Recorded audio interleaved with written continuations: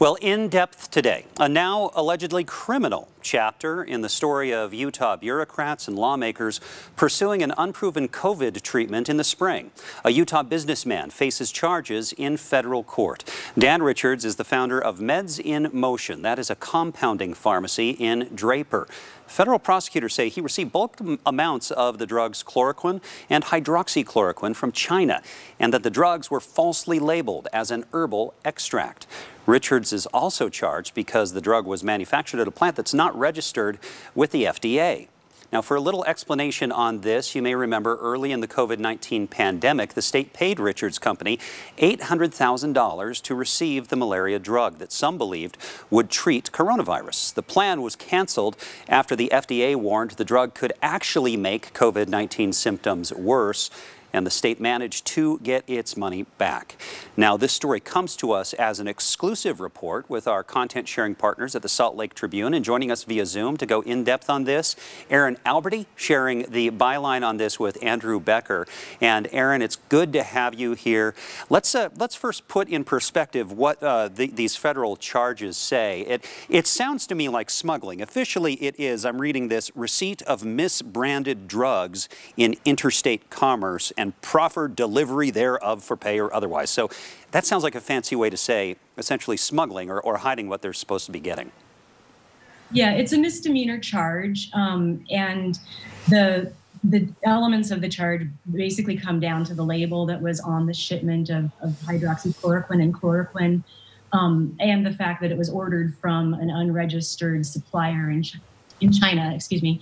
The drugs were labeled as Boswellia serrata extract. That's an herbal extract that's believed to have anti-inflammatory properties, but that's apparently not what was in the box, according to federal prosecutors. Now, going back to the spring when all of this was happening, the fears were high initially in the pandemic,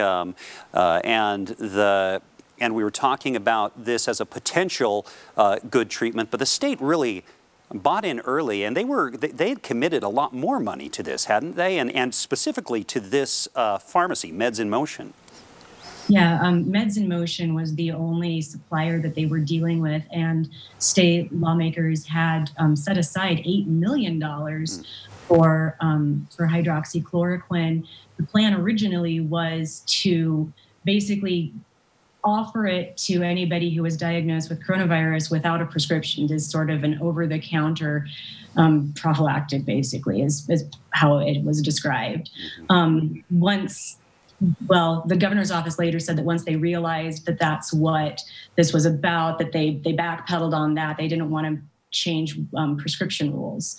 But then they were going to go ahead and buy the drugs anyway and just provide them to pharmacies to be given with prescriptions to patients. And this was, I take it, one of the higher-ups in the Department of Health. You managed to get a hold of some communication where he was, a doctor in the Department of Health, was pushing for the state to continue to seek these drugs from Meds in Motion.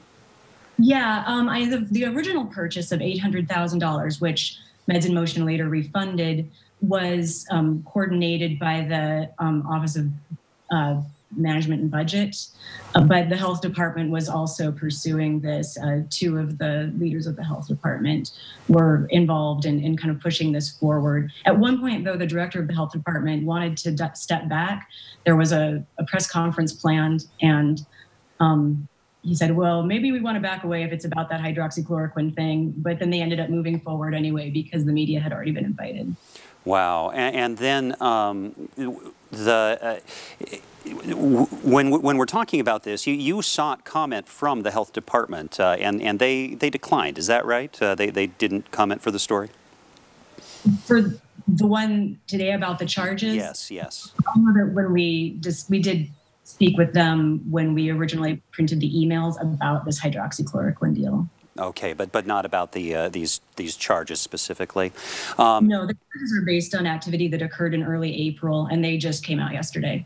So this is a misdemeanor charge, but this was There are a lot of people involved. A lot of money was initially involved. Is there any sense? Is there any sense from the U.S. Attorney or from anyone else that more could come out of this?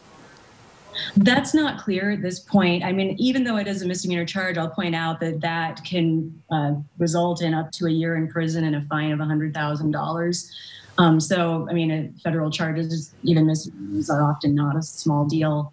And yeah, we're also looking into any potential activity regarding the pharmacy license, which already came up before because the pharmacy, Meds in Motion, was licensed not as a compounding pharmacy, which some of this distributing the chemicals that he was ordering as like individual capsules with the 3 chemicals was going to require that kind of license too. I am so glad you said that, Erin, because I had said compounding pharmacy even in introducing this because I merely assumed, because this was what they were saying they were going to do, create these pills essentially, combining zinc and this stuff, that was a compounding pharmacy. But they weren't licensed to do that, huh? Wow. That was what we initially reported. Okay. I needed to go back and do a little research. Thank you for clarifying that. Thank you for the reporting today, Erin. I appreciate it. And we'll keep following it.